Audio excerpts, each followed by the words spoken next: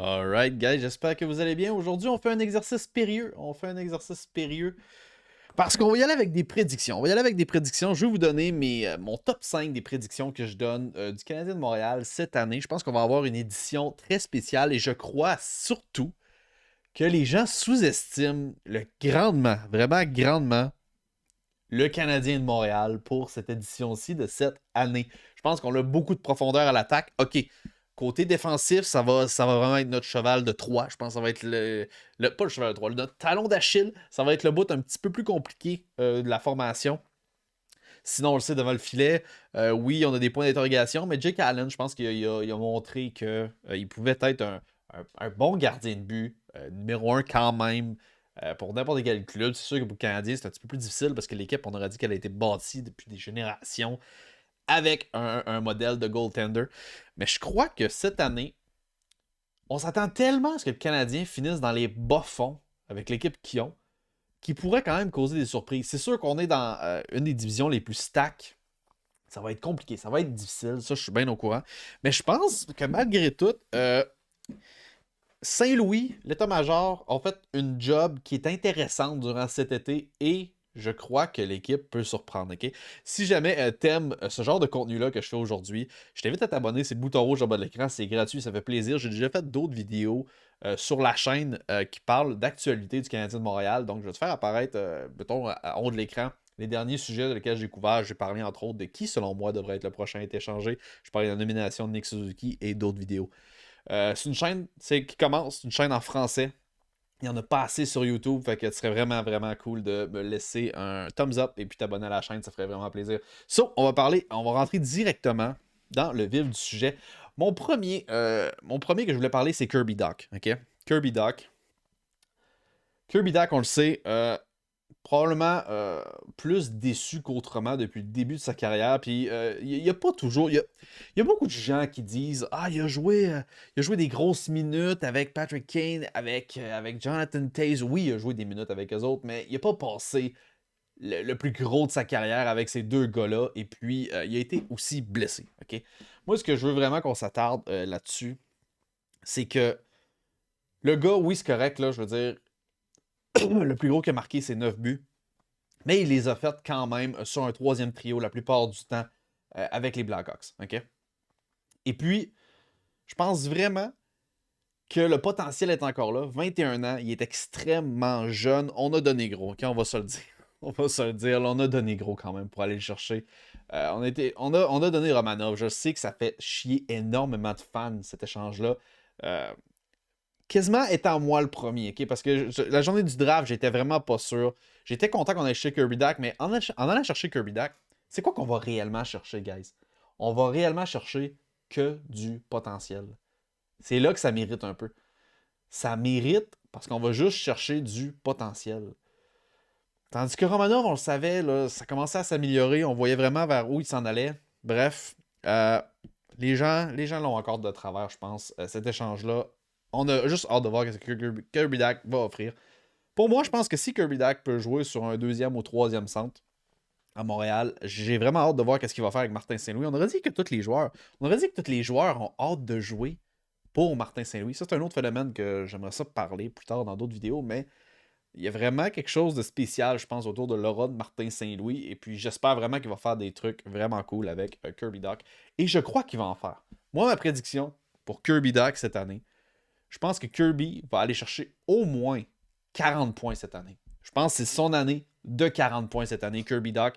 Il y en a 26 en 70 matchs. S'il peut rester en santé, Kirby Doc, première prédiction, 40 points l'année prochaine. Dans le fond, cette année-ci. Mon deuxième pick, c'est Cole Caulfield. Je vais y aller avec une prédiction sur Cole Caulfield. J'en vois plein. Je vois plein de monde qui me disent Ah, Cole Caulfield, 40, 50 buts cette année. On n'est pas dans un mood. On n'a pas une équipe qui est prête à donner au-dessus de 40 buts à Cole Caulfield, selon moi, cette année. Ok. Oubliez ça tout de suite. Je pense qu'il allait avec un modeste 30 buts, qui est quand même énorme, on s'entend, mais je pense que, regarde, il en a fait 23 l'année passée. C'est sûr que vous allez me dire, ouais, mais regarde le rythme à laquelle il les a faites sous Martin Saint-Louis et tout. Je suis d'accord. Oui, c'est vrai que c'était très, très impressionnant. Mais je pense qu'il ne faut pas aller trop vite avec le kid, OK? 21 ans, commence tranquillement, petit gabarit. faut pas oublier, je vais vous le montrer, là, faut pas oublier qu'il a fait moins 24, OK? Il a fait moins 24, c'est l'année passée, je sais, c'est une année de merde, mais quand même, OK? Faut pas aller trop vite avec Cole Caulfield. Moi, ma prédiction avec Cole Caulfield, je crois qu'il va aller chercher 30 buts. Ça, c'est ma deuxième prédiction. Je crois que Cole Caulfield va faire 30 buts l'année prochaine. Après ça, Rice Slavkovski. Gros point d'interrogation avec Slavkovski. C'est intéressant. C'est vraiment intéressant. Je pense pas. Honnêtement, ça va dépendre quel genre de camp des recrues il va avoir. Okay? Parce que là, il va jouer jeudi contre les Sabres avec les Rookies. Il va avoir 3 autres matchs après.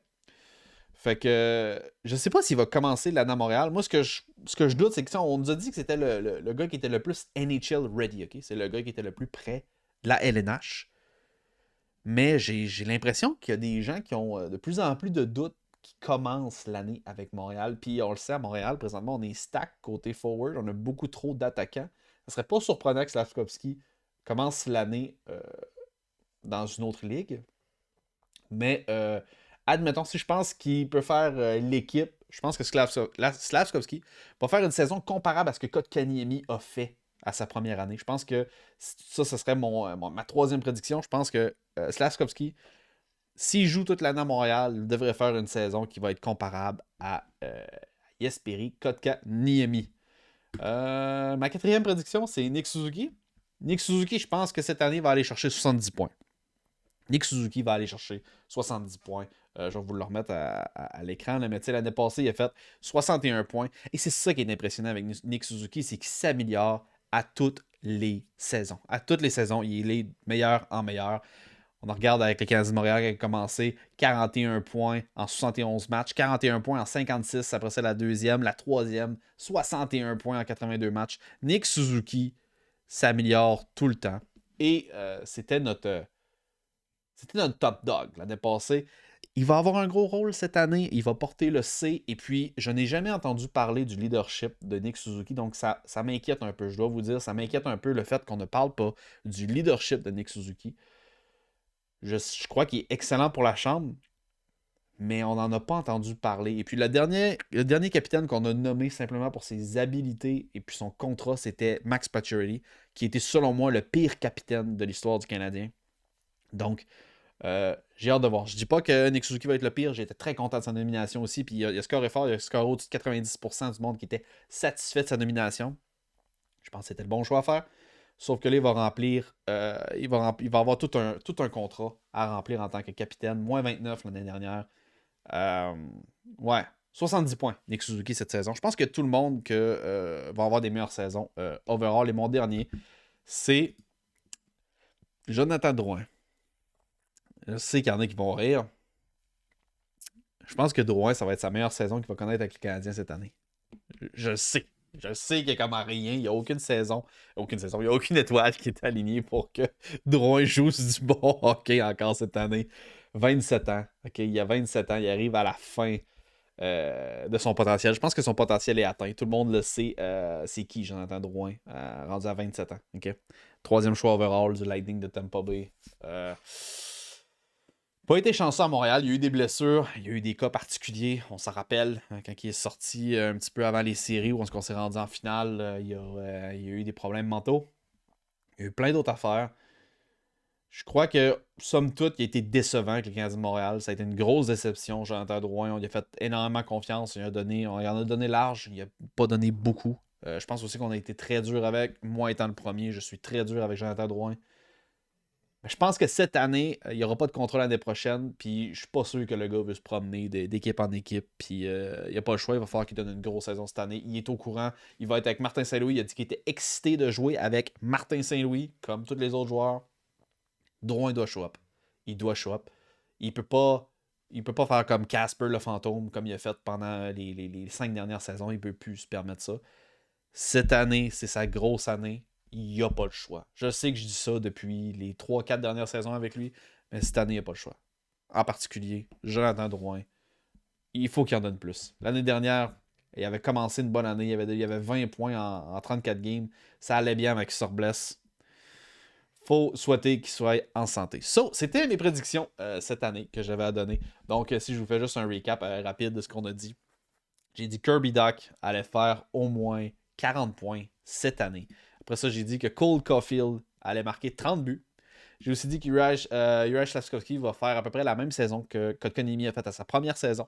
J'ai aussi dit que Nick Suzuki allait faire 70 points cette saison et que Jonathan Drouin allait connaître sa meilleure saison avec les Canadiens de Montréal. Je ne sais pas quel genre de points il va donner, mais si toutes les autres sont capables d'avoir des bonnes saisons, pourquoi Jonathan Drouin n'en aurait pas une? Et je crois, comme j'avais dit, que le Canadien est sous-évalué et va connaître une bonne saison malgré tout. On ne tankera pas assez pour aller chercher Connor Bedard, même si j'aimerais qu'on soit dernier pour aller chercher Connor Bedard.